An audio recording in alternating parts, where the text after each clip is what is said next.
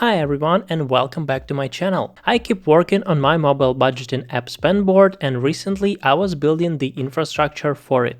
So today I'd like to bring up, in my opinion, a very important topic for every developer: working with different environments. I'll show you how I personally use environments and explain in detail the purpose of each one. And also I want to remind you that you can join the waitlist for the beta version of SpendBoard for iOS. The link is in the description for this video. So let's go. For SpendBoard I use three environments: development, staging and production. Each of them has its own role and is completely isolated from the others. This isolation really helps to keep data clean and makes it easier and cleaner to work on tasks. Development, as the name suggests, I use for active feature development and bug fixing. In development, I don't use any cloud solutions. The backend, databases and the iOS build itself don't go beyond my local machine. The only thing I use locally that connects to an external API is authentication with Apple ID and Google, because I need a real way to test it. So let's start with the iOS app. In Xcode, my project has three schemas: SpendBoard development, SpendBoard staging, and SpendBoard, the last one, is the production schema. What's important?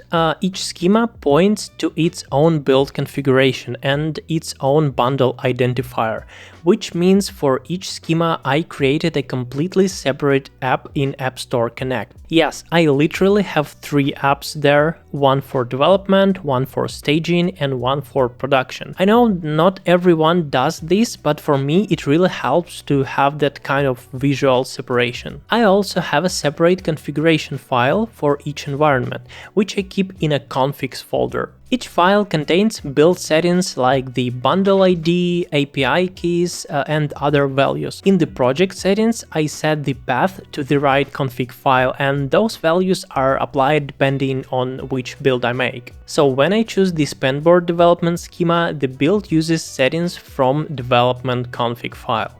When I choose SpendBoard staging, it uses staging XC config, and the same is for the production. In the development build, I deliberately leave empty values for Sentry and post hoc, because I don't want my local build in the simulator to send any data to external APIs. And for all external services, I wrote simple handlers. If the environment is not development, then we send a request to a Sentry or post hoc API. Otherwise, we just log the message to the console. It does look pretty primitive, but it works, and once again, it separates the environments. For comparison, the staging configuration contains API keys for my staging projects in Sentry and post hoc. So when I call methods like track event or capture error, they do make requests to the servers and send data there. And now let's talk about the app's interaction with the backend. As you can see, the development config has an API-based URL and variable that points to the local address of my fast API backend running on my laptop. Unlike development, the staging and production configs point to the real backend deployed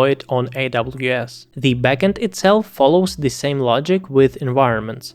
For development, I keep a .env file locally with the right settings, which allow me to quickly add features and fix bugs. And the backend reads variables from the .env file and uses them while running. For example, db echo true shows the exact SQL queries during API calls. db connection string contains the credentials for connecting to the backend database. I also have empty API keys for the email sending service, since I don't need that locally. On the backend, I use the same approach as in the mobile app. If the current environment is development, instead of sending a real email to the user, I just print the message in the console. I don't need real interaction with external services locally, but I still want to see what is happening. And you may ask, so where are the config files for staging and production like in the mobile app?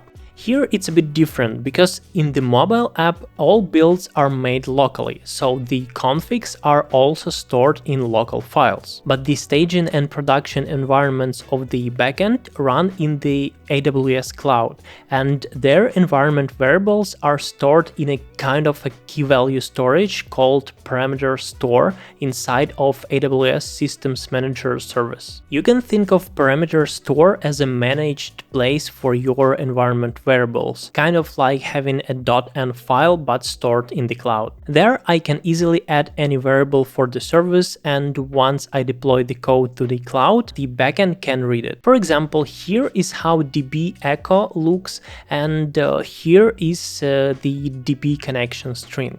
And unlike in local development, here I use the real API keys for mail and other external services. Sorry if this sounds too detailed or complicated, but let's pause for a second and just remind ourselves why I do that. The main goal is to separate and isolate development, staging, and production environments to avoid mixing user data, messing up service configs, and to guarantee safety, both when using the app and when developing it.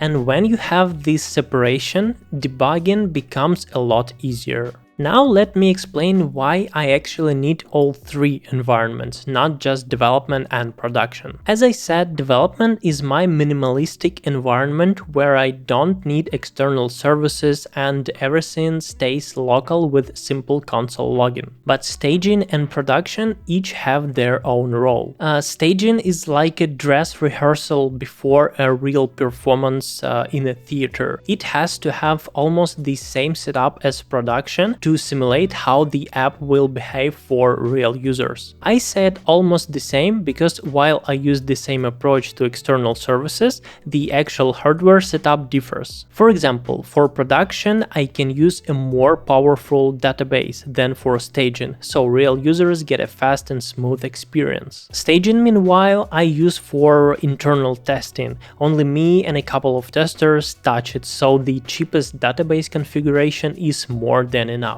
And to save money, I literally shut down most AWS resources for staging when I'm not actively testing it, because I simply don't want to pay for it. So, to sum it up, development, local development, and debugging. No external services, everything runs locally. Staging, deployed in the cloud, in AWS in my case, used for internal testing, close to production setup, but has cheaper hardware. Here all external APIs are used as if it were production. And then production, also in the cloud, and this is the real environment with real users, a stable, strictly controlled environment. So that was my overview and a general explanation of how I work with different environments in my project. If this video was helpful or interesting for you, I'd be very glad if you subscribe. And if you have any questions on this topic, don't hesitate to ask in the comments. I'll try to do my best to explain that. And don't forget to sign up for the SpendBoard waitlist.